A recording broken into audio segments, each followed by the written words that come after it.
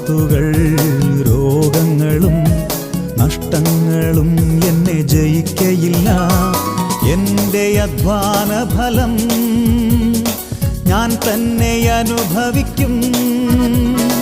എൻ്റെ അധ്വാന ഫലം ഞാൻ തന്നെ അനുഭവിക്കും. ഞാനും എൻ കുടുംബവുമോ യേശുവെ ആരാധിക്കും. തൻ വചനം അനുസരിക്കും, മാതൃകയായി ജീവിക്കും. ഞാനും എൻ ദൈവവചന ചിന്തകൾ കേൾക്കുന്ന എല്ലാ മാന്യ ശ്രോതാക്കൾക്കും ക്രിസ്തീയ സ്നേഹവന്ദനം. സദൃശവാക്യങ്ങളുടെ പുസ്തകം 1-ാം അധ്യായം 9-ാമത് വാക്യം ഇങ്ങനെ ഓർപ്പിക്കുന്നുണ്ട്: അവ നിന്റെ ശിരസ്സിന് അലങ്കാരമാലയായും നിന്റെ കഴുത്തിന് സരളപ്പാളിയും ആയിരിക്കും എന്ന വാക്കാണ്.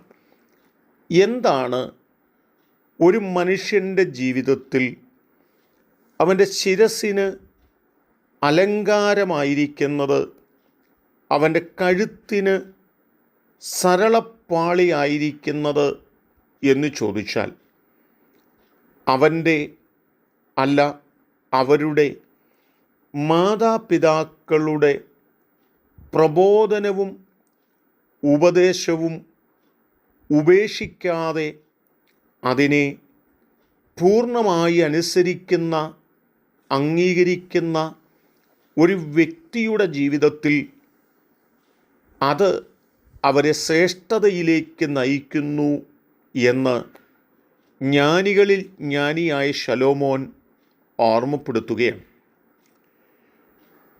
പൗലോസ് അപ്പോസ്തലൻ എഫെസോസിലുള്ളതായ വിശ്വാസ സമൂഹത്തോട് ആഴമായി ഓർമ്മപ്പെടുത്തുന്ന ഒരു സന്ദേശം 6-ാം അധ്യായത്തിനകത്തുണ്ട്.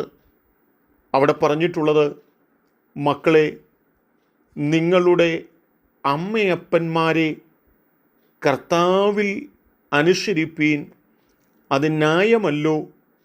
നിനക്ക് നന്മയുണ്ടാകുവാനും നീ ഭൂമിയിൽ ദീർഘായുസ്സോടെ ഇരിപ്പാനും നിൻ്റെ അപ്പനെയും അമ്മയെയും ബഹുമാനിക്ക എന്നത് വാഗ്ദത്തത്തോടു കൂടിയ ആദ്യ കൽപ്പനയാകുന്നു എന്നോർപ്പിക്കുന്നുണ്ട്.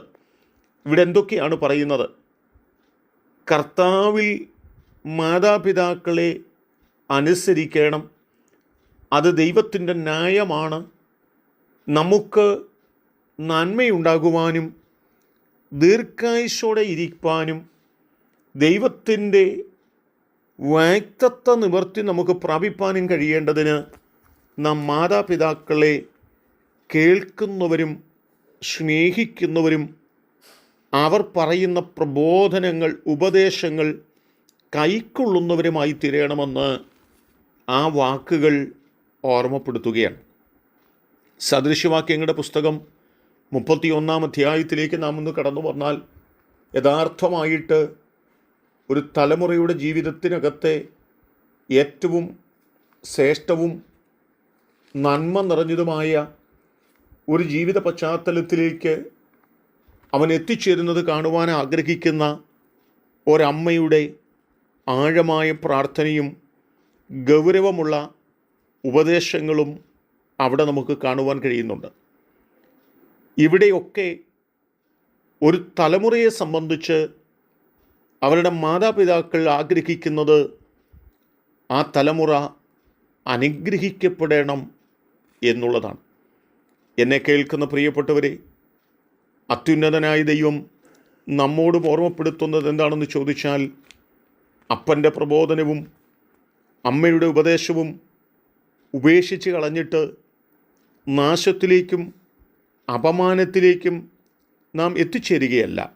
മറിച്ച് അപ്പൻ്റെ പ്രബോധനവും അമ്മയുടെ ഉപദേശങ്ങളും കേൾക്കുന്നവരും അതുപേക്ഷിച്ച് കളയാതെ അത് അംഗീകരിച്ച് അതിൻ പ്രകാരം ജീവിതം മുൻപോട്ട് കഴിക്കുന്നവരുമായി തീരുകയും ആ നിലകളിൽ അത് നമ്മുടെ ശിരസിന് ഒരലങ്കാരമായി, നമ്മുടെ കഴുത്തിന് ഒരു സരളപ്പാളിയായി, അത് തീരുവാൻ നമുക്ക് നമ്മെ തന്നെ സമർപ്പിക്കുന്നവരും മാതാപിതാക്കളുടെയും ഗുരുക്കന്മാരുടെയും ഒക്കെ ആഴമായിട്ടുള്ള നമ്മുടെ നന്മയ്ക്കും അനുഗ്രഹത്തിനും വേണ്ടിയുള്ള ഉപദേശങ്ങളും പ്രബോധനങ്ങളും കേട്ട് അതിൻ പ്രകാരം ജീവിപ്പാൻ നമ്മെ സമർപ്പിക്കുന്നവരാകാം. അതിന് ദൈവം നിങ്ങളെ ഏവരെയും സഹായിക്കട്ടെ. കരുണയുള്ള ദൈവമേ, ഞങ്ങൾ മാന്യതയോടും ശ്രേഷ്ഠതയോടും